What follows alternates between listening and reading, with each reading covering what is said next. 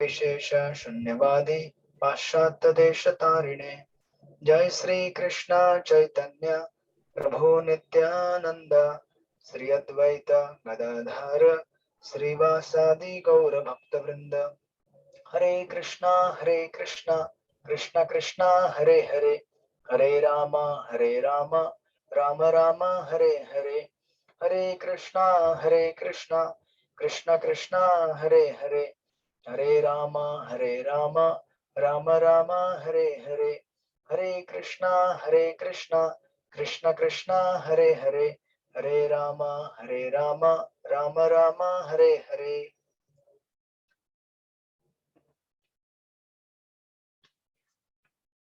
You can remember your spiritual master.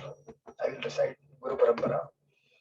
परम पूज्य Radhanath Swami Maharaj, AC भक्ति वेदांत स्वामी प्रभुपाद, भक्ति सिद्धांत सरस्वती, गौर किशोर, भक्ति विनोद, बलदेव जगन्नाथ, विश्वनाथ, नरोत्तम, कृष्णदास, रघुनाथ, जीव रूप स्वरूप सनातन, श्री चैतन्य महाप्रभु, ईश्वरपुरी, नित्यानंद अद्वैत, माधवेंद्रपुरी, लक्ष्मीपति, व्यास तीर्थ, ब्रह्मण्य तीर्थ, पुरुषोत्तम, जय धर्म, राजेंद्र, विद्यानिधि, दयानिधि, ज्ञान सिंधु, जय तीर्थ, अक्षोभ्य, माधव, नरहरि, पद्मनाभ, मध्व, व्यास, Narad, Brahma, Shri Krishna.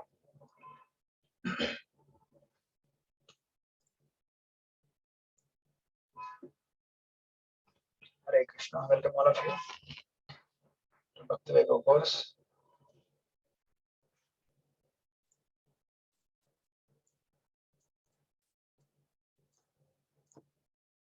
So we are studying Srimad Bhagavatam first canto,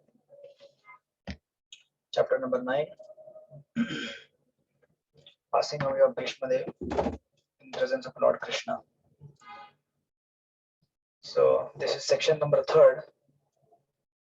Yesterday we discussed about how Bhishma Dev adjusted his external circumstances and greeted all those who visited him. And then 11 to 16 we discussed how Bhishma Dev was concerned about the suffering of Pandavas. Although he was suffering physically, but he was very much cautious and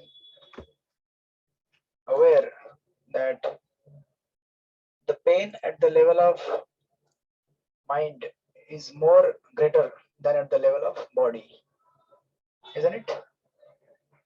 So when you are mentally deranged or something is going wrong within your mind, then that eats you more than the physical injury. Therefore, in this world, you will see that there are more number of people who are mentally diseased.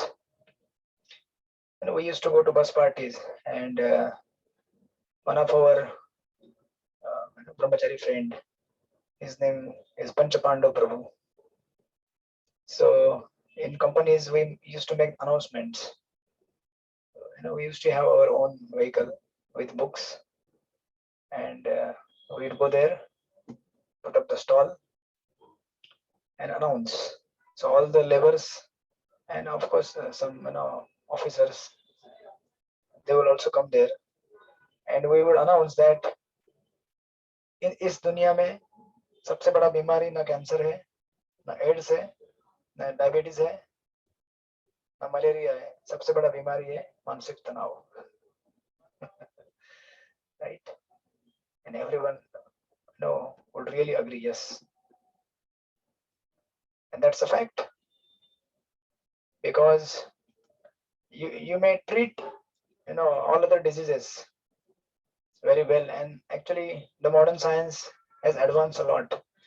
Even we passed through the phase of corona, right? But it was appearing that it's out of control, but somehow they managed to get something.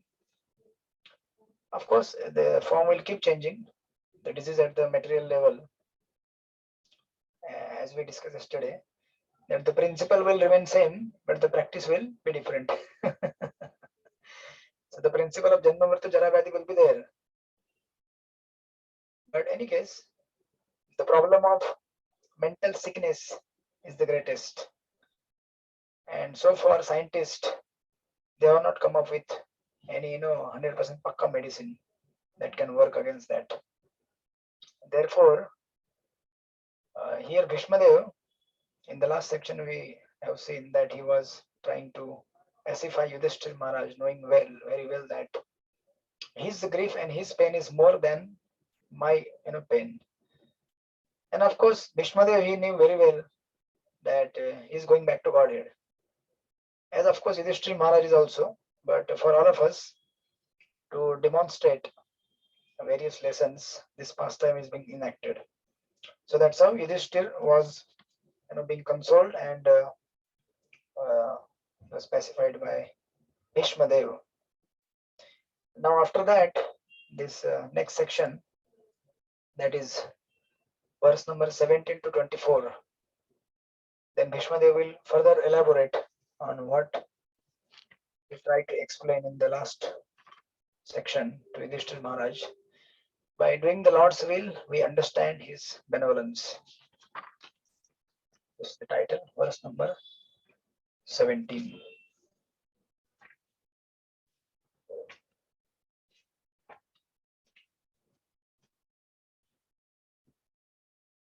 Yeah. Tasmad idam daivatantram vyavasyam bharatarshava tasyanu vihito natha natha pahi praja prabhu. Akshadavi Mataji, can you read? Yes, Prabhuji. Hare Krishna, Dandavat Pranam. Prabhuji, can I read a sloka? Yes, please read. Yes. Okay. Tasmadidam devatantram vyavasya bharatashabha tasyanu vihito natha natha pahi praja prabho. Translation. 1 minute ना प्रभुजी please मेरा tablet बंद हो गया. Okay, no issue. हाँ हो गया. हरे Krishna. Translation. O best among the descendants of Bharata, Yudhishthir, I maintain therefore that all this is within the plan of the Lord. Accepting the inconceivable plan of the Lord, you must follow it. You are now the appointed administrative head, and my Lord, you should now take care of those subjects who are now rendered helpless. Hare Krishna. Hare Krishna. Okay. So Yudhishthira Maharaj is being informed to take charge of the throne of the Hastinapur by Bhishma Dev. Here, Bhishma Dev says that the best among the descendants of Bharata, therefore means tasmat means carrying from previous section. Therefore, that all this is within the plan of the Lord. What is the plan of the Lord? That Yudhishthira should rule the kingdom. Accepting it, the inconceivable plan of the Lord, you must follow it. Right?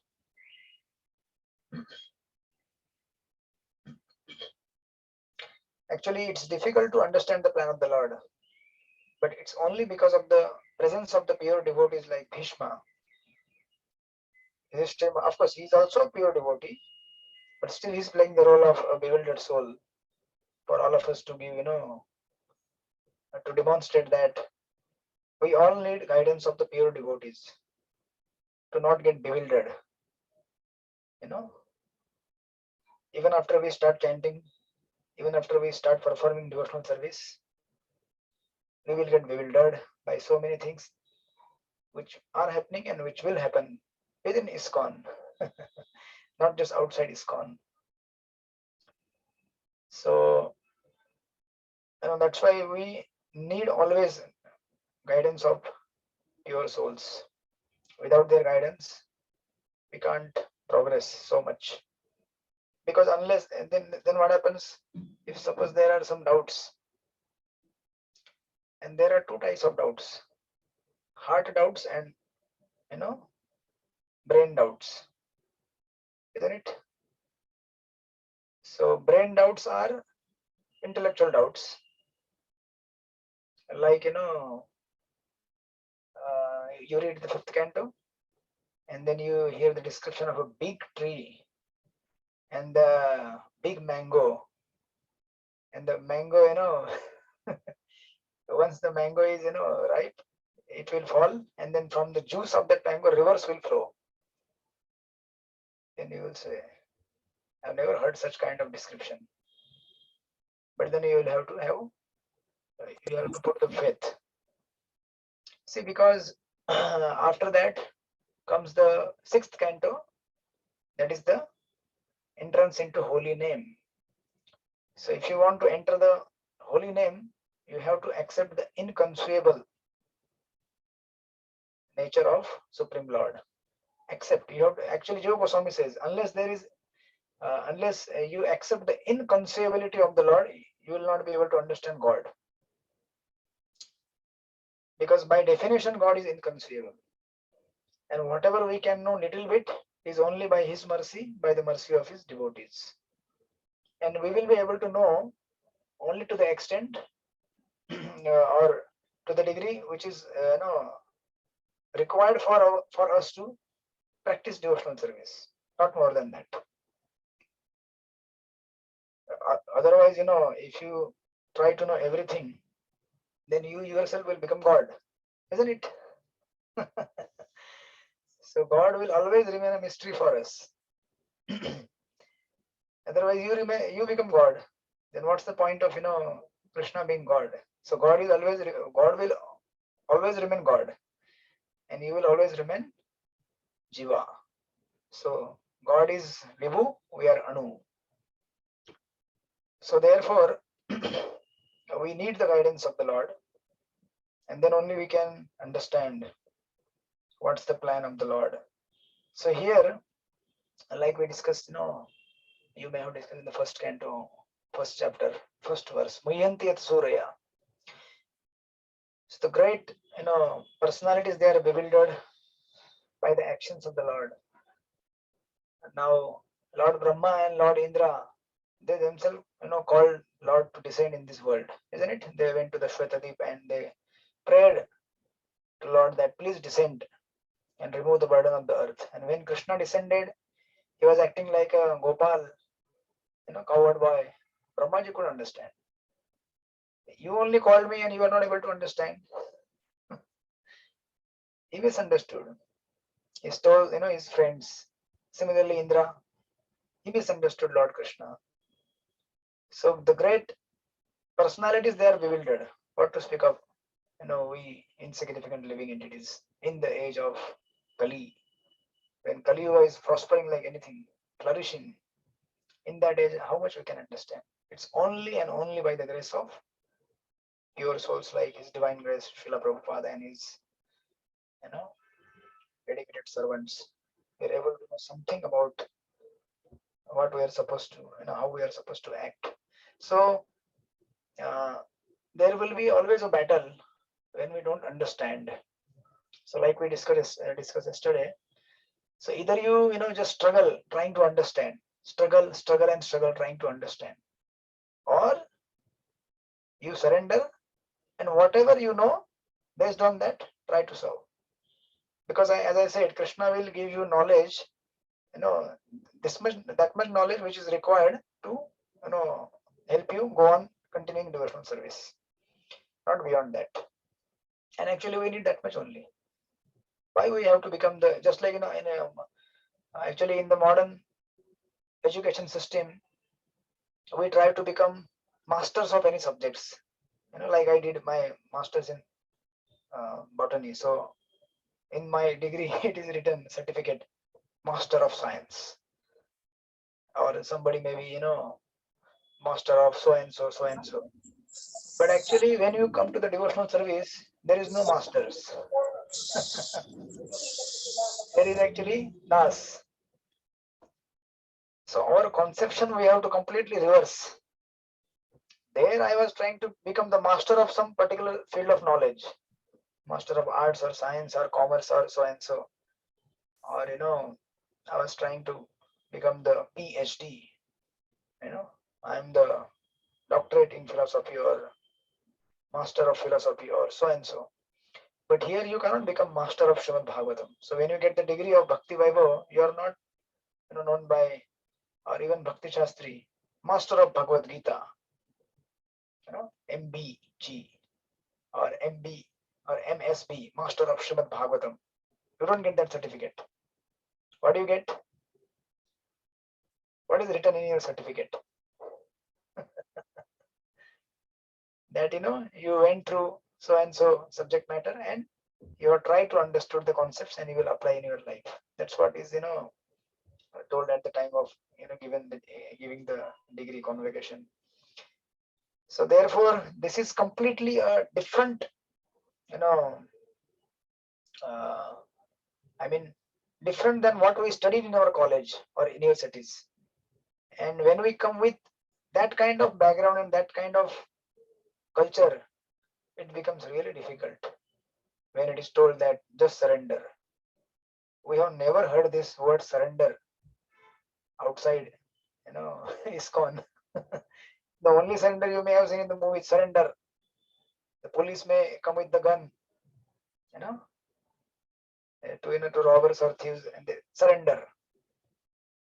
But otherwise, we have never heard this term. But here is a different kind of surrender. So surrender is at different levels. Surrender at level of, physical surrender is always there, because eventually time will force you to surrender. Even though we may not want, but time is forcing us surrender. Now we may be trying to fight, just like one Bhagavad Kathakar, he says in his Katha, that Kathakar Devi Chitralekha Mataji, very nice Kathakar. She's from Gaudiya background, so we can hear sometimes. So in one of the Katha she says that people usually try to fight material nature. Suppose your hairs are going, becoming gray. So you will try to apply some colors. And you may say, okay, but still I'm young. My hairs are still black. Then through your eyes you may have seen so many unwanted things. And as the time goes, you need the glasses to wear. But then Krishna is saying that, okay, you have seen so many things. Now is the time for you to see me. Please try to see me. Try to take my darshan. Try to read my books. But still we say, no, I have these artificial glasses, and with that I will try to see even more better. We try to fight that. And when we, our teeth, they are falling apart. So Krishna says, okay, you have tested enough of this world. So many things you are testing since your childhood. Now try to taste the prasadam. We may say, what is the need? I will go to the dentist and have some artificial teeth, and I'll continue on my material enjoyment. Then like that, your eyesight goes, your teeth fall apart, your hair starts, growing, getting gray. And finally, when you're back, the Krishna thinks, okay, let me break his back now. What he will do with that? Then he can't go to the cinema hall, then he can't go anywhere. Then there is a backache, back pain, our back bends, but still the man is so stubborn. Krishna says, enough, you have gone to this place, that place, now better you come to the temple and see me. But he will say, okay, I'll hold a stick, walker, and then I'll still continue my enjoyment. Then finally Krishna says, enough. Then, in that katha, Mataji says that 1 ghanta, second ghanta, third ghanta, finally big ghanta will be blown. That is mrityu, final death. Then nothing will work. So like that we are trying to fight. Physical surrender, ultimately we have to surrender, but still Jivatma has a free will. That is surrender at the level of intellect and mind and ego. That surrender we have to actually exercise. And that's Krishna has left, within our choice. So here for Yudhishthira Maharaj, the choice is either to just keep, trying to figure out why this happened, why that happened, or else better just accept what Bhishma is trying to explain him and continue on with whatever services he's supposed to, carry on. further. So this choice between these two battles, we have to make a choice that we understand what is difficult for us to understand. We have to just keep it aside, and we can focus on that which is within our understanding and continue the service. Sometimes it happens, even I have this problem. When some problem, when I'm reading some books or something, when I get stuck up somewhere, unless that point is solved, I'll not get up from that place. Sometimes it goes on for days and weeks. But then gradually I have learned, okay, I have to chant now. I have to, I have services in the kitchen or in the book distribution department. So then I, try to adjust that, okay, let that problem remain aside, but I have to carry on my services. And as we go on doing our services, eventually Krishna gives the intelligence within, by which we will understand that why, this thing is so and so, why so and so event is happening. Like that. So here Prabhupada writes in the purport that Bhishma wanted to impress upon, 17 verse. Prabhupada gives a beautiful analogy. The popular saying is that the house actually is raining very heavily here. You are getting the noise of the rains. You are getting the noise of the rains. No, Prabhuji. Okay. No, not getting. Okay, Zoom is actually able to filter it. If it was a direct webcam, then it would have been trouble. But anyways, it's raining heavily. It's still raining in your place also? No? I don't know which. Yes, Prabhuji, raining. Yes, Prabhuji. Yes, Prabhuji, it's raining here. Okay, for Bombay people it is raining, but those who are outside Bombay. Yes, Prabhuji, here also it is raining. Oh, really? Nashik also it's raining. Okay, you are from Nashik. Venkatesh, you are from? I am from Boroli. Oh, Mumbai. Here only, Mumbai. So it's still not raining. Raining, but slow, not fast. Okay, okay. प्रभु बड़ौदा में भी है. Oh, you are from Baroda. Yes, Prabhuji. Okay. Fine. So Prabhupada is giving here one beautiful example. The popular saying is that a housewife teaches the daughter-in-law by teaching the daughter. You heard that? Anybody has daughter-in-law in their home? You have Rakshadavi Mataji, daughter-in-law? Aruna Sumukhi Mataji has, right? You have? No, I don't have a daughter-in-law. Not yet. Not yet. Gyanti Prabhu, you have? You must be having. Yes, Prabhuji, but not staying with us. Okay. So this analogy is difficult for you to understand. So therefore, Radha Govind Maharaj used to say that he says always that those who are more connected to the traditional Vedic culture or nature or the Varnashram system, they can understand Bhagavatam in more better way, because these analogies are taken from those situations. So of course, I think I mentioned you earlier also this analogy sometime back in some earlier classes, that this is a general trend how a house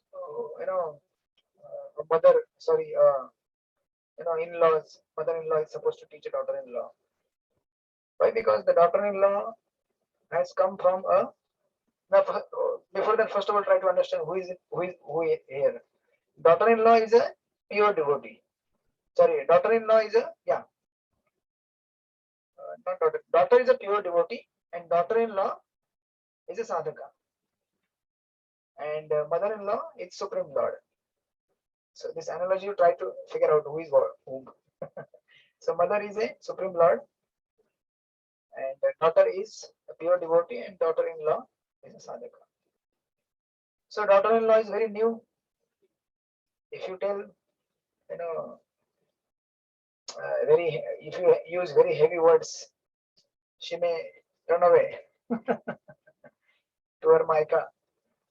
So like that, the sadhakas, we are very new. If something goes wrong, we are so disturbed. We go to the program and we don't get, some extra prasadam or proper place to sit, or somebody disrespects us, little bit dishonor, and that's it. for a whole week your japa is very messy. You're just thinking about that. And therefore, Krishna also knows very well how to deal with these people. So that's why when Krishna wants to demonstrate certain principles or devotional practices, he will not do with the sadhakas. He will get it done through his pure devotees. So here Bhishma Dev is actually playing the performing the thankless task, just like Maya Devi.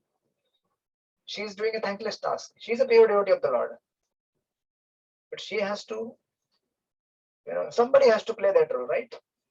Somebody has to stand in the crowd care or the prasadam line. Somebody has to regulate that line, and he is very heavily chastised by everyone. He will always say, okay, you stand there, you don't go there, you come here. So those who are in the line, they feel he has become boss. He's just showing off his power, but they don't know how much thankless task he's doing, because that's a service he's supposed to perform that time. So what happens is, Chaitanya he says that for pure devotees, whenever there is some struggle, whenever there is some difficulty they face in their life, that is for their glorification, just to glorify them. So here also Bhishma went through everything, or the Pandavas, they went through all of those calamities and struggles, but they were glorified later, or for their glorification it was done. That how they survived those challenges and struggles and still continued on serving the Lord, because that is possible only for the pure devotees, not possible for the sadhakas. If you and me, if we are put into such circumstances, what to speak of such circumstances? These are the most difficult situations of life. But when such things happen in small magnitude for sadhakas, they are for his purification. When we go through difficult times, that is for our purification, not for our glorification, definitely. But for pure devotees, it is for their glorification, right? And Bhishma Dev here, he is playing the role of a daughter, just to teach all of us daughter-in-laws, newly wedded. We are newly wedded to Lord Krishna, and we are just entering ISKCON, our sasural, and we are hoping that things will go well here. Previously, in so many lifetimes, or in this lifetime also, I tried to get married to this, that. I mean to say that I tried to establish my relationship with that living entity, in that form, in that home. So many relations we have exchanged, but it was not successful. So now we are trying ISKCON. Okay, let's try ISKCON. Let's see what happens in the ISKCON. And then, if you are not under the guidance of a proper Vaishnava, here also you will see that, oh, it's the same place what I was experiencing outside, because here also management, here also they tell us, come and give your Lakshmi, give us donation. They keep asking, always some seva or this and that, and so many rules. Follow 4 rules, chant every day 2 hours, Hare Krishna, Krishna Krishna, Hare Hare, Hare Ram, Ram Ram, Hare Hare. At least outside I was, I don't have to chant Hare Krishna or follow 4 rules. Here, after doing all that, they expect me to be selfless. So it's difficult, isn't it? So we always need guidance of pure devotees. So unless we have examples of such, Vaishnavas like Bhishma Dev, or in our context, like we have so many examples of devotees who went through so much struggle, but they finally succeeded in their ultimate attaining the destination of Lord Krishna. In the recent times, we have seen so many Vaishnavas departing, and successfully departing, not just departing, successfully departing while chanting Hare Krishna or while remembering Krishna. So that gives us assurance that yes, this is possible, that we also can succeed. So here Prabhupada says that Similarly, the Lord teaches the world by teaching the devotee. The devotee does not have to learn anything new from the Lord because the Lord teaches the sincere devotee always from within. Isn't it? Bhishma Devi doesn't have to learn all this. How he should be, acting in the so and so circumstances. He knows very well, but still he's acting. He's playing the role. Whenever therefore a show is made to teach the devotee, as in the case of teachings of Bhagavad Gita, it is for teaching the less intelligent man. A devotee's duty therefore is to ungrudgingly accept revelations from the Lord as a benediction. Another lesson Prabhupada here gives. So if in case something happens to you in your life and you are not able to figure it out, but still you are continuing the devotional service, then you should understand that Lord has some special plan. Either he wants to purify me, or through me he wants to help someone else by teaching or demonstrating certain principles. The Pandavas were advised by Bhishma to accept the responsibility of administration without hesitation. And then finally the last line Prabhupada says that 3 lines, the pure devotee of the Lord accept revelations as favors from the Lord. Since the Lord is absolute, there is no mundane difference between the two. Another beautiful line by Prabhupada, that when Krishna gives blessings or Krishna gives curse, actually both are divine. Whether Krishna kills you or whether Krishna helps you to go on in your life, both are benedictions, isn't it? As we discussed last time, that even the apparent fall down of a devotee is a mercy of the Lord for that devotee, because by that there is a chance and opportunity given to that devotee to get corrected, because only those who are pure, they can go back to Godhead or they can serve Krishna. So if some impurity is coming within us, so Krishna, if we are sincere, so Krishna will arrange a situation where either we will understand or we will be temporarily thrown away from our or temporarily our services may be checked for some time, but because we have started that, after some time Krishna only will give us remembrance that why it all happened, why you were thrown out of that particular situation or position or post or whatever, just to help us remind that we are here not for so many things which we get as a byproduct in our devotional service. We are here for simply to please the Lord and his devotees. That's it. So therefore you will see in the case of Arjuna, when he was trying to take those queens to Hastinapur after Lord Krishna's departure, and those coward men, they attacked and they defeated Arjuna. In that purport, Prabhupada writes that to go back to Godhead, you don't need all the things which Arjuna possessed. Like he had so many skills and mystic weapons and all that. To go back to Godhead, you need feedback.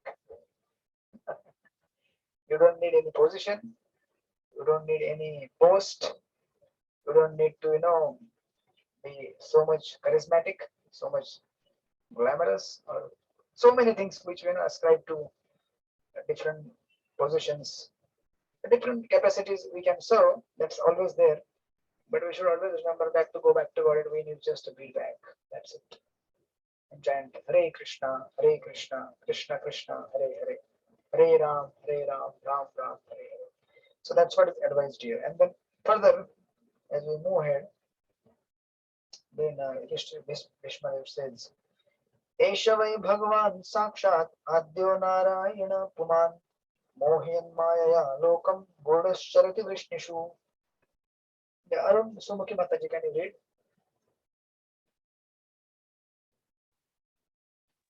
Hare Krishna, Prabhuji, you told me. Yeah. Hare Krishna. Yeah, I'll read. Hare Krishna. Esha vai Bhagavan Sakshat Yo Narayana Puman mohayan mayaya lokam gudashyadati vrishnishu. This Sri Krishna is no other than the inconceivable, original personality of Godhead. He is the first Narayana, the supreme enjoyer, but he is moving amongst the descendants of King Vrishni, just like one of us, and he is bewildering us with his self-created energy. Hare Krishna. Okay. So now Yudhishthir may ask that how can I know that he is the Supreme Lord? You are telling he is the Supreme Lord. You know? So that may be the question for Yudhishthir Maharaj. So therefore, Bhishma Devi says that the same Lord which you are seeing in front of you, Krishna, you know, this Krishna is no other than inconceivable original personality of Godhead. He is first Narayan, the supreme enjoyer.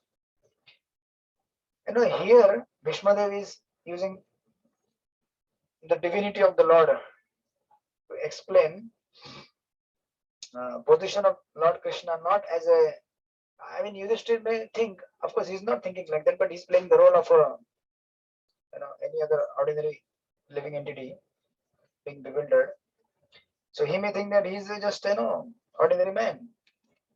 How he is the Supreme Lord? So therefore, Bhishma Dev here is saying that the Supreme Lord is inconceivable. Like, we have heard this, that Lord is omnipotent.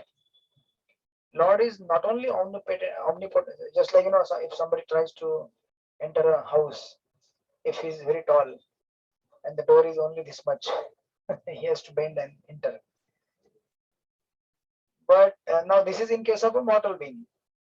But if Krishna wants to enter a home, and you may think that, okay, Krishna in his Virat rope is coming, how he will enter? But Krishna is omnipotent. He is not just, his potency is not just in, now one of the feature of Krishna, he may be, is the greater than the greatest, smaller than the smallest, isn't it? So he can enter anywhere. Within each and every atom he enters. Within, every one of us is there as Paramatma. So he is not only unlimited in his, if you see the potency, the one potency is, you may say, dimension. But even he is powerful to, bewilder us. In the sense that he is acting here as a human being, just like, Bhishma says here. Bhishma says that, but he is moving amongst the descendants of King Vrishni just like one of us. And he is bewildering us with his self-created energy. Don't think that he is a any one of the Vrishnis. He is not one of the Yadus. He is Supreme Lord. That's why mohayan mayaya lokam gudashyadati vrishnishu. So he is unlimited, in his potency to bewilder us. And Prabhupada writes that there is a system of deductive knowledge and inductive knowledge in this world. You have studied that in the Ishopnishad, Avaroha Pantha and Aroha Pantha. So inductive knowledge is always time consuming, uncertain, whether you will reach or not. Inductive means ascending, and deductive knowledge, that is descending, that's what Prabhupada is in the first line, is what we are supposed to accept. Because if somebody tells you that, this is a pen, and you accept it, that's it. Then you know it, it's a pen. You may say, no. How come this is pen? Let me research it. What is now you may have, what is the definition of a pen? What are the criteria to define something as a pen? Then you may have open the dictionary and find there is a refill, there is nib with which you write, and so many things you may research. But ultimately you will come to know this is a pen. Then what's the point in analyzing so much? Better you understand from someone who is an authority and accept that this is a pen, that's it. And you use that for writing. And somebody may be very adamant that no, I want to learn whether it is a pen or not. First of all, whatever the task is, you write, no? But there are some people who will, instead of just accepting, they will say, no, first let me analyze it, and just they will waste their time. So similarly, all of us are wasting our time in trying to analyze through our limited intelligence that who is God and why God is doing this to me why God acts like that, why the devotees are acting like that. Just like Vaishnava Kriya Mudra Vijnana Mujai. So similarly, if Vaishnava's Kriya Mudra we cannot understand, what to speak of the Supreme Lord. So therefore Prabhupada said that the directive process, the Vedic knowledge is received perfectly by disciplic succession from authorities. And of course I will not read the entire purport, but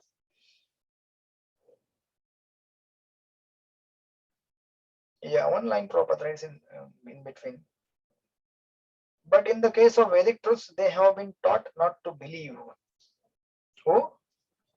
Our school, colleges, they will accept anything, just like they say, okay, our scientists, they went to the moon. Oh yes, they went to the moon.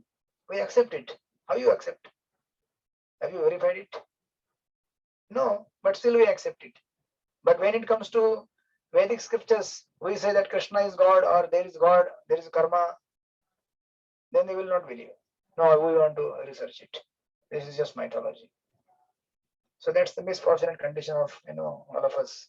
Even if they accept them, they give a different interpretation. And even if they accept the Vedic scriptures, there are so many interpreters who are not in parampara. And that's how we are always bewildered to understand position of God. And of course, the big purport, Prabhupada in the next paragraph, third paragraph writes, Bhishma Dev is one of the 12 Mahajans who know the principles of transcendental knowledge. And Prabhupada is there establishing the supremacy of Krishna as the original Narayan.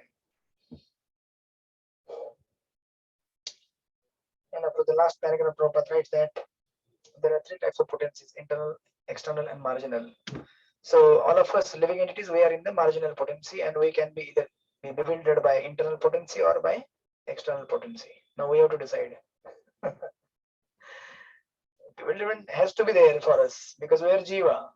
Now whether you want to get bewildered by external or internal potency, you decide.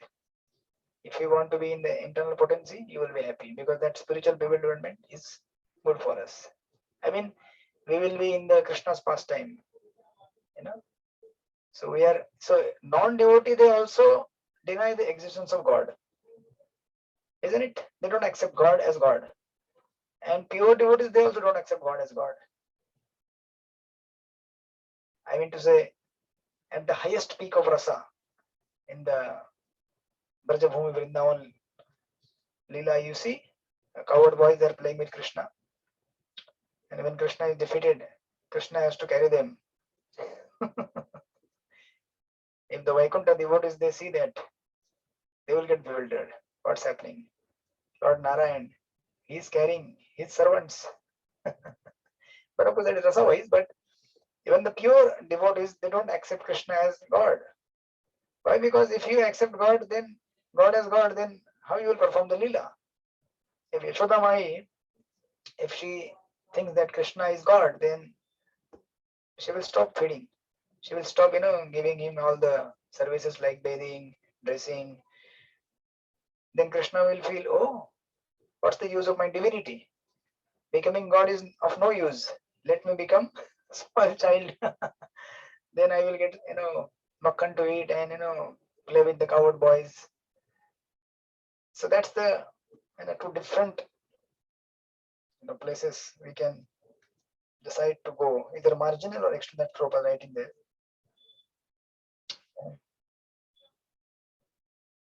Yes, that's it. And then further he says in the 19th verse, Asyanubhavam Bhagavan Veda Guhyatamam Shiva Devarshi Narada Sakshat Bhagavan Kapilo Nrupa. Yeah, we'd like to read. Gandhi Prabhu, you want to read? Yes, Prabhuji. Hare Krishna. Please read. 19th verse. Translation by Srila Prabhupada ki jai. Jai. O King, Lord Shiva, Narada, and sage amongst the demigods, and Kapila, the incarnation of Godhead, all know very confidently about his glories through direct contact. Hare Krishna. Thank you. Okay.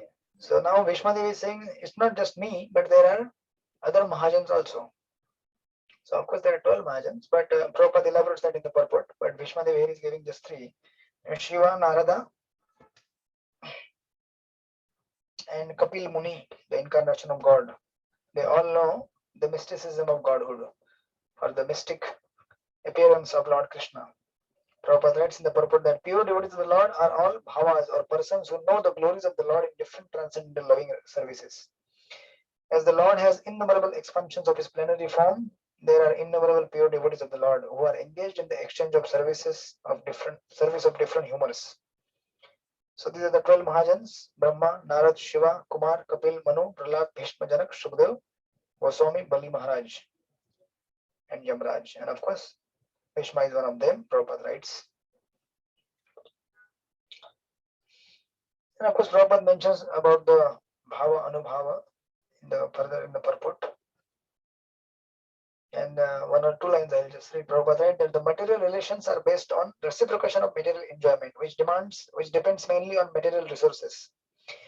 Therefore, when material resources are withdrawn by the Lord, the devotee is 100% attracted towards the transcendental loving service of the Lord. Thus, the Lord snatches the fallen soul from the mire of material existence. And therefore, Prabhupada concludes here, the tribulations offered by the Lord to his devotees are different from the tribulations resulting from vicious action. You know, when Prabhupada was writing this, when he was, where he was? In Vrindavan, right? Radha Damodar temple, first canto. And just recently, Prabhupada had gone through all these things. So these purports are so lively, because Prabhupada himself went through all these things. And he's writing there in the Radha Damodar temple, the first canto. Yes, of course. And then finally, in the next verse, Father says, Yam mannase matuleyam priyam mitra sruttamam akaro sachivam duta survadadata sarthim. Yeah. Jitendra Bade Prabhuji, you are there? Not there. Okay, you are there, but not there. Achintya Vedavet. So this only can happen with Zoom. Ram Kirti Prabhu, are you there? Yes, Prabhuji. Hare Krishna. Please read. Yeah. O King, that personality whom out of ignorance only you thought to be your maternal cousin, your very dear friend, well-wisher, counselor, messenger, benefactor, etc., is that very personality of Godhead, Sri Krishna. Hare Krishna. Yes, thank you. So Yudhishthira Maharaj is being informed that, the special services which Lord Krishna performed for the Pandavas.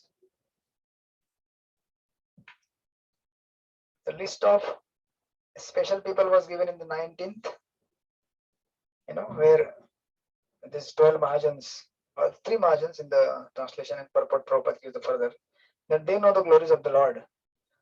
So sometimes we may think that, am I in the list of those who know the Lord? Whenever there is a list displayed somewhere, first of all we check whether my name is there. Bhakti Chalti certificates, Yatra, participants list. Am I there in the list? So of course Yudhishthira Maharaj is not thinking like that here, because he knows that this is the list of course he is a pure devotee. This is the list of special people. But Pandavas, they are not less, than others. Pandavas, they also have a special position because Lord Krishna himself, he acted as their servant. So there is a chance sometime that's what Bhishma Dev is trying to point out here, that because of that special position, there is a special intimacy with the Pandavas, isn't it? And whenever there is special intimacy, with the intimacy there comes the proximity.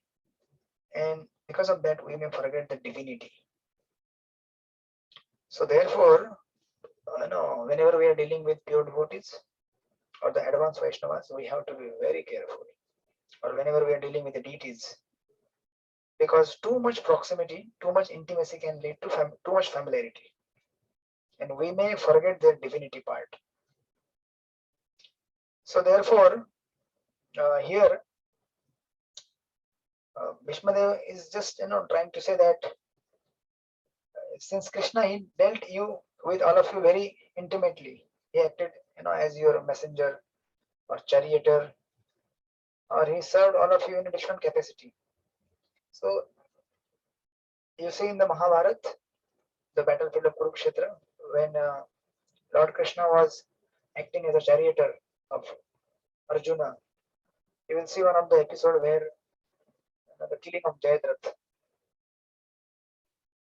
When Abhimanyu was killed, Arjuna he took a vow that tomorrow I'll either kill Jayadratha or I will suicide. The devotees, they are very sometimes careless and taking vows. But the anxiety is there with the Lord. The Lord is thinking, why you are taking so many vows? Already there are so many troubles. In one of the morning walk, when Prabhupada was going for the morning walk, one devotee he came from behind. He was running, and he didn't have shoes. Without chappal he came. These sharp pebbles or thorns they were pricking his feet. Blood was oozing out. Then Prabhupada said, "Why you not coming with shoes?" He said, "Prabhupada, for you I can do anything." He thought Prabhupada will be very happy. Prabhupada chastised him. He said, "Already there are so many austerities. Why you want to add one more austerity? Already I have given you 4 regular principles, chanting 16 rounds attentively every day, and you want to add one more in that." So he chastised him. So sometimes devotees they are so confident, extra overconfident that of course that may be sometimes innocence. So Arjuna he was taking, "Oh, tomorrow I will kill or I will suicide."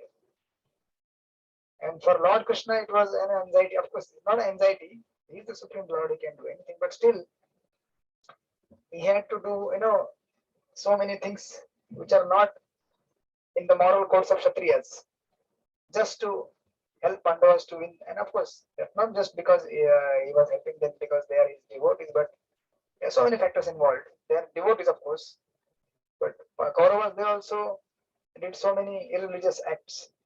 When they killed Abhimanyu, it was 6 Maharathis they killed. One small boy, 16 years old. That was an irreligious act. When Draupadi was disrobed, attempted to be disrobed, that was an irreligious act. So there are so many things to take into consideration, but still Arjuna was informed by Krishna why you are doing that. But then anyway he had taken a vow. So next day when he tries to find the Jayadratha, so Jayadratha, suppose you are here in church gate. Suppose Arjuna is here in church gate, Jayadratha was there in Virar. So you have to cross so much, and in between there are millions of soldiers.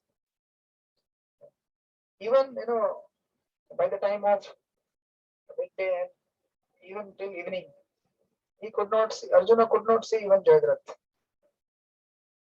That was the force Duryodhana applied, and all the soldiers just to block the way towards Jayadratha, because he knew very well that if Arjuna is finished, then Pandavas they will be defeated. So then, of course, that description goes that how Lord Krishna was acting as a charioteer of Arjuna, and in between Arjuna's horses they get tired. So Krishna he comes out of the chariot, he gives them grass, water, massages them. Can you imagine? He's the Supreme Lord, but he's acting not only a servant of Arjuna, but servant of his servants. That's why when Lord Krishna came as a Chaitanya Mahaprabhu, he said, "Become servant of servant of servant of servant," because he already demonstrated that in his previous incarnation of Lord Krishna. So it's not that Lord Chaitanya Mahaprabhu just saying, "Be servant of servant." Chaitanya Mahaprabhu in his role as Krishna has already demonstrated that. And such intimate dealings were there. And Bhishma Dev is the warning that because of that you may forget that he is Supreme Lord. And similarly for us, as a lesson, we should be very careful in dealing with spiritual master, especially spiritual master, because spiritual master is one, If we lose faith on him or if we lose his grace upon us, then we are finished. So it is always better that we serve from a distance, not try to go too much close with the spiritual master. And that principle is always there. Vani is always better than the Vapu. Of course, it's not that we don't have to serve the Vapu. We should serve the Vapu, but with a lot of care. Not that by going close to the spiritual master you will become pure devotee. Sometimes we have this assumption that if I go very close to my Gurudev physically and serve him, give him prasadam, take his maha, I'll become pure devotee. Not like that. Not going physically close, but going close to his heart through our services, through our attitude of gratitude. Otherwise, Prabhupada used to say that, that mosquitoes and other flies, they are always sitting very close to me, but they are just beating me. What's the use of that? So we should not become a trouble for the spiritual master. You have to be very careful in dealing. Because see, because they also appear in a human body, human form, all the divine personalities. They also, sleep. They also eat. We may think, oh, he also sleeps. He also eats. How come he is pure devotee? You may become very rational and judgmental. So therefore, we have to be extremely careful not to judge them by externals. And one point in that, one caution in that, not try to go close, very close. Hear their instruction, hear their warning, and try to progress. They are always perfect, but they are trying to live like any one of us. Why? Because they don't want the special position to be favored upon them. So like that, and then further, of course, in the proper Prabhupada says that although Krishna was acting like a messenger, charioteer, but he was still Supreme Lord. His position was not challenged. Then in the 21st verse, Bhishma says, Sarvatmana samadrishto samadrishto hi adyasana ahamkrute tatkrutam mati vaishamyam niravadhyasana gachita. Being the absolute personality of Godhead, he is present in everyone's heart. He is equally kind to everyone and he is free from the false of differentiation. Therefore, whatever he does is free from material innovative. He is equibalanced. So then Bhishma says that that same Supreme Lord is there in everyone's heart and super soul. And so Bhishma is making clear that Krishna is Supreme Lord and Yudhishthira Maharaj should not get carried away. Even when Krishna is dealing so intimately, he should try to follow, what Lord Krishna is inspiring him, what Lord Krishna is instructing him. Because by his omnipotence, he has arranged a situation where Yudhishthira Maharaj has to take the responsibility, isn't it? He arranged for Yudhishthira Maharaj to become the king. So therefore, one point here is that Yudhishthira needs to see these circumstances not as circumstantial but as transcendental, because the transcendental Lord also orchestrates, our circumstances. He not only, orchestrates so many things within this world, but he's, arranging or orchestrating so many things within our life also. We have to acknowledge and accept that through his omnipotence and accept that. So of course, in the proper right, because he's absolute, there is nothing different from him. He's Kaivalya, there is nothing except himself. Everything and everyone is the manifestation of his energy, and thus he is present everywhere by his energy, being not different from it. So of course, you can read the purport later. I will not go into that. And then further in the 22nd verse, Vishmadev says, Tathape kanta bhakteshu pashabhupanukampitam yanme sushmatajat yanme sushmatajanta sakshat Krishno darshanam agata. Yeah, Venkatesh Prabhu, can you read verse number 22nd? Yes, Hare Krishna. Dandavat Pranam. Srila Prabhupada ki jai. Yet, despite his being equally kind to everyone, he has graciously come before me while I am ending my life, for I am his unflinching servant. Okay. So now Bhishmadev is saying that Now he is giving his own example that because I am his unflinching servitor, I am his devotee. Now you may see that, oh, Bhishma is glorifying himself. Isn't it? It appears like that. But it's not like that. Bhishma Dev is trying to put up the point that, Lord reciprocates with someone who is Ekanta Bhakta, who is unflinching servitor. And he is giving an example. So he is telling Yudhishthira Maharaj that if you become a servitor like me, you also can get reciprocation, what he is giving to me. And here Ekanta means, Ekanta means those devotees who do not mix with the ordinary materialist. In the issue of Upadeshamrita you have studied, Janasanga Lawless Shadil Bhakti Vinishrati, that the association of ordinary people. Now this is physical distance, but Ekanta also means, not just physical location, but also, disposition within the heart. We have to be secluded within the heart also, in the sense that there are so many desires and thoughts within our mind. Not that the Janasanga is only outside. Janasanga is within our mind also. So we not only have to give up the Janasanga outside, but Janasanga within our mind also. So Ekanta is not just physical location, but it also inner disposition, that we have only one purpose in mind, that I want to serve the Lord. We may not be able to do completely, but we are aspiring and aiming for that. Right? So Bhishma Dev is saying that he is fixed in that position. And of course, in the purport, Prabhupada, in the last paragraph, he says that the appearance of Lord Krishna at the deathbed of Bhishma is due to his being an unflinching devotee of the Lord. Arjuna had some bodily relation with Krishna because the Lord happened to be his maternal cousin. But Bhishma had no such bodily relation. Therefore, the cause of attraction was due to the intimate relation of the soul. Isn't it? Bhishma Dev was not related to bodily relationships.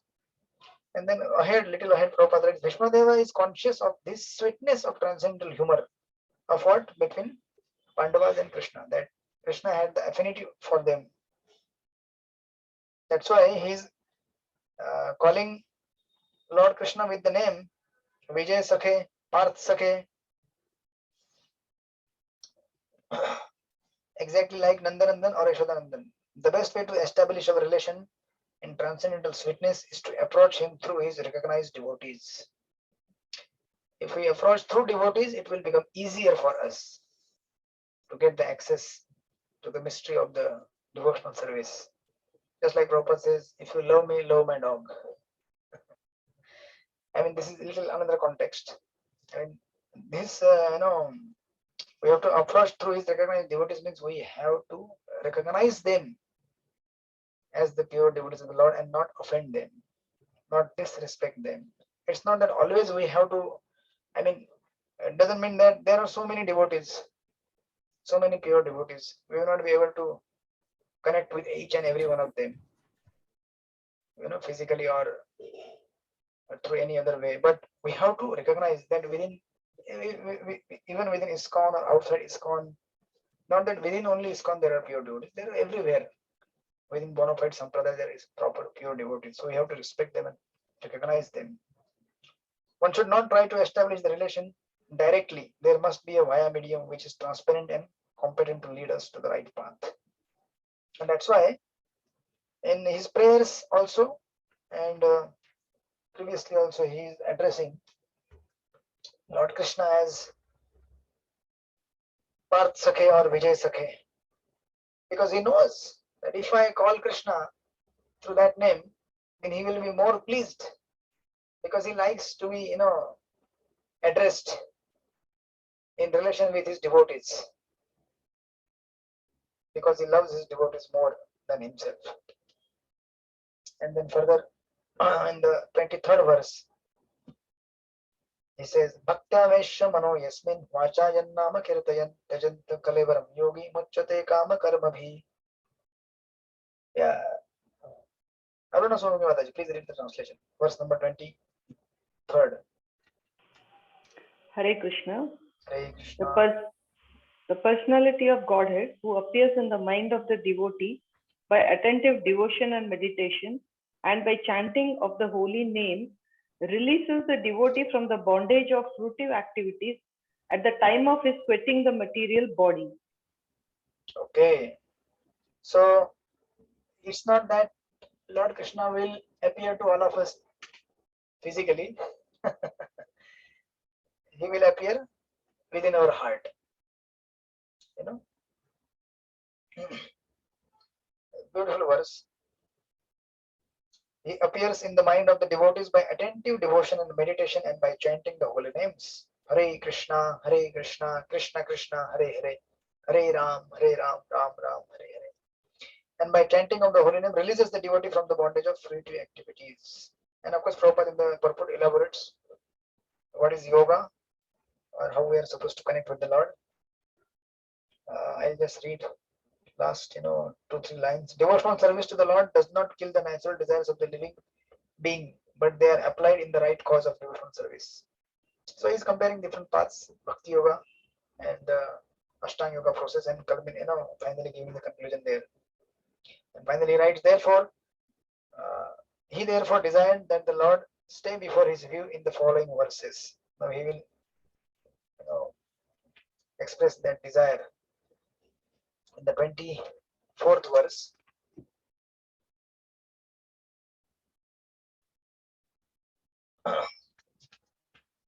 सदेव देवो भगवान् प्रतीक्षतां कलेवरं यावदिदं हिनोम्यं प्रसन्नः स अरुणलोचनोलस् मुखं भुजो ध्यानपतश्चतुर्भुजा. Yeah, Venkatesh Prabhu, please read the translation, verse number 24. Hare Krishna Prabhu. Hare Krishna. Srila Prabhupada ki jai. Jai. May my Lord, who is a four-handed and who beautifully decorated lotus face, with eyes as red as rising sun, is smiling, kindly await me at the moment when I quit this material body. Hare Krishna. Okay, so the Lord is there in front of him only. And he's praying like that. What a fortunate situation. So here again, he says that, and of course, and Lord Bhishma actually says in the Parsarthi planet where there is a 400 form of Narayan. But Prabhupada writes that his worshipable deity was 400 Narayan, second line. But he knew that 400 Narayan is a plenary expansion of Lord Krishna. Indirectly, he desired that Lord Sri Krishna to manifest himself in his 400 feature of Narayan. And Prabhupada writes, a Vaishnava is always humble in his behavior. Although it was 100% certain that Bhishma was approaching Vaikuntha Dham just after leaving his material body, still as a humble Vaishnava, he desired to see the beautiful face of the Lord after quitting the present body. He might not be in a position to see the Lord anymore. Like Mukunda in the Chaitanya Charitamrita, when he was not given darshan, and then devotees asked the Mahaprabhu, when he will get Mukunda sent the devotees to ask the Lord, please ask Mahaprabhu that when I will get the darshan. Mahaprabhu said after 10 million lifetimes. When Mukunda heard that, he started dancing. He was dancing like anything. Why? Because he knows that 10 million is nothing compared to the eternity. And he was ready to go through that. And as soon as Mahaprabhu heard that, and Mukunda is dancing and jumping, he called, okay, bring him. Right now I will give him darshan. Because he saw Mahaprabhu is just testing what is the attitude of a devotee. Having been, we are in that place. If Mahaprabhu says, after 10 million lives, what? 10 million? For last 30 years I followed 4 regular principles. I chanted Hare Krishna every day. And then Mahaprabhu will laugh. What? 30 years?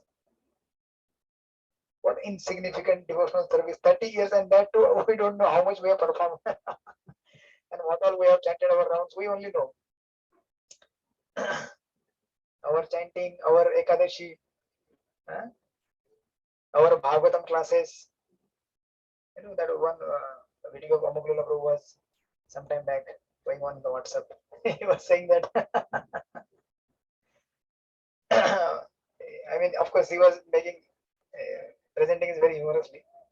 He was saying that We may not have so much feast during our regular days, but we have a lot of items to I will say honor, not eat during Ekadashi. On regular days, we may have just 4 or 5 items. For Ekadashi, we have 10, 15 items. And that's our Ekadashi. And we say, oh, my Lord Krishna, I am doing Ekadashi for you. And Lord is smiling. Oh, you are doing for me? Or you are happy that there is some change in the menu in 15 days. We like the change in the menu. And now there are everything. Even once I was in GV, so they're serving their Ekadashi samosa. I said, wow, Ekadashi samosa. I had heard about Ekadashi pizza, but Ekadashi samosa. So you can replace everything. So our devotional service we only know, and we try to like to demand. But here Bhishma Dev Prabhupada is saying that although Bhishma Dev was guaranteed to go back to God, but still he is praying to the Lord that please be present in front of my eyes.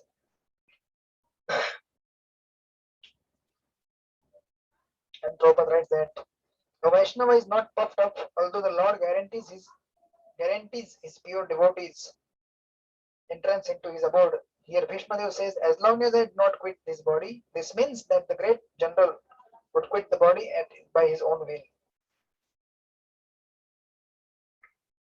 And then Prabhupada little ahead writes, he desired that the Lord stay before him in his 400 Narayan figure so that he might concentrate upon him and thus be entranced in that meditation. Then his mind might be sanctified with thinking of the Lord. Thus he did not mind wherever he might go. A pure devotee is never very anxious to go back to Godhead kingdom. He entirely depends on the good will of the Lord. He is equally satisfied even if the Lord desires him to go to hell. So, is that okay? Even if we go to the hell? This material world is also hellish, Prabhu. Yeah, but still, I mean, Yeah. there are different grades of prisons. So, grade 1, grade 2, grade 3. We may say, I am grade 1 prisoner. You are grade 3. I am more fortunate than you. Then he says that, the only desire that a pure devotee entertains is that he may always be in rapt attention with thinking of the lotus feet of the Lord. Regardless, Bhishmadev wanted this much only, that his mind be absorbed in thinking of the Lord and that he pass away thus. That is the highest ambition of a devotee. Even one of the devotees in the Sri Vaishnava Sampradaya, I don't remember his name, Anantacharya or someone. You may know, correct me. When he was asked, I mean, he was, Anantacharya, I think so. He was bitten by a snake or something. You remember that past time? You remember Vrindavan Lila Mataji, you know that past time? Something happened, some snake or something was beating him. He was not taking care of that, and he said that if I die, I will go back to God and I will serve the Lord. If I live, I will continue to serve here. Means for the devotee, just like Chitraketu Maharaj says in the 6th canto, Narayana Paras, of course Lord Shiva says for Chitraketu Maharaj, Narayana Paras Sarve, Kutashchana Vibheti Swarga Aparoga Narkeshu Apitubyasa Darshanam. Once we decide that this is my profession, this is my business, this is what I want to do, then whether you are here, there, anywhere, you will do that. Material or spiritual, in any case. So we have to decide and be determined, and then nothing will affect us. Then Vishwam Purana Sukhayate. The entire universe will appear, as Vaikuntha. Just like for Tukaram Maharaj. There are many pastimes of Tukaram Maharaj. Whether he was praised or whether he was, disrespected, dishonored, he was always equal to everything what happened to him. Even, just like, all the pure devotees, they go through that. You hear Prabhupada is writing these, purports. Just before that, he went through that. He's writing in the Vrindavan, Radha Damodar temple. Just before that, he went through, so much upheaval, reversals. Just like Prabhupada, when he went to the US after that, in the Butler Eagle, that newspaper was there. In that newspaper, it was written 1965, first year when Prabhupada was there in the Sali Agrawal's home. He was cooking there. In the same fridge, they used to have the non-veg and veg. Can you imagine the pure devotee of the Lord? But still, he was happy. And the Butler Eagle newspaper, it was written that Bhakti Vaibhava Swami, he has come from India and he looks very happy, smiling. And you know what? Through all what Prabhupada had gone in India, after going to the West, through what all he was going. But how, that newspaper was mentioning that Bhaktivedanta Swami was so happy, he was very cheerful, and he was, Delhi. Why? Because his activity in the Vrindavan and his activity in the US was same. That didn't change. So Prabhupada, was worshipping Krishna here in Vrindavan. There he was also worshipping. He was offering daily food to Lord Krishna. He was writing Bhagavatam, chanting his rounds. He was happy. That's what it takes to become happy in the devotional service. And if by Krishna's arrangement, if you get a palace, if you get a lot of followers, you get a lot of name and fame, still is not affected. You see the different peaks, going up and going down in Prabhupada's life. He was a well-to-do businessman, very nice grasta in 1920 to 1965 till that period, just even 50. And after 50, things started collapsing. Then he went to the US. Then such a fame and name he got after 1966. But he was still the same Prabhupada who was, before 1965 in India. That's what made ISKCON. Otherwise, you see so many religious organizations, once they become very opulent, they get a lot of followers. You may see, I will not name, but there are always deviations. People get deviated, or something happens, or some corruption happens. But Prabhupada was such person that not only he continued so nicely, but he made ISKCON in such a way, and he finally gave his will in such a way that nobody can claim any rights over ISKCON, not even on his family members. Can you imagine his own family members? They can't say that this ISKCON was established by my father. I have a claim over ISKCON's property. Right? These are the pure devotees, very selfless, and they are happy wherever they are. They are just happy doing their services. And that's what makes a devotee. Like what Bhishma is here. That's what Prabhupada is writing. That is the highest ambition of a pure devotee, to always remember the Lord in any circumstance. Whether I may be happy or sad, this is actually, there is one quote of Maharaj. He says that even if japa appears to be very miserable for me within these 14 planets, anywhere I go, but still I will chant. Why? Because it is pleasing to Lord Krishna. So that's the sign of a love. If you love someone, you're ready to go through any situation or any condition or any struggle that helps you to please your master. Of course, these are very high, exalted qualities and situations mentioned in the Bhagavatam. We just prayerfully aspire.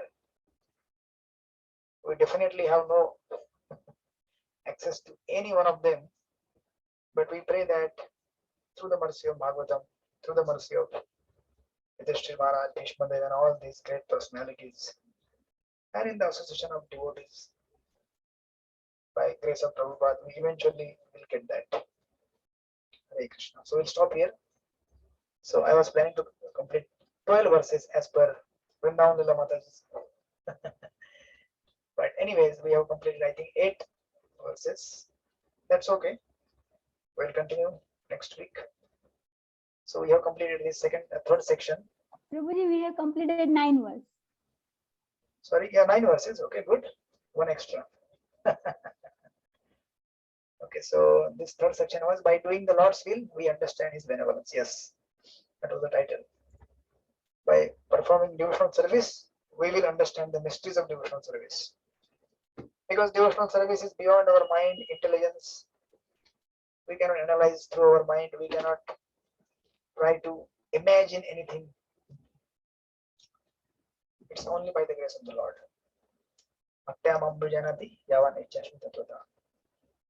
The way to enter into the mysteries of the Lord is only through devotional service, no other way.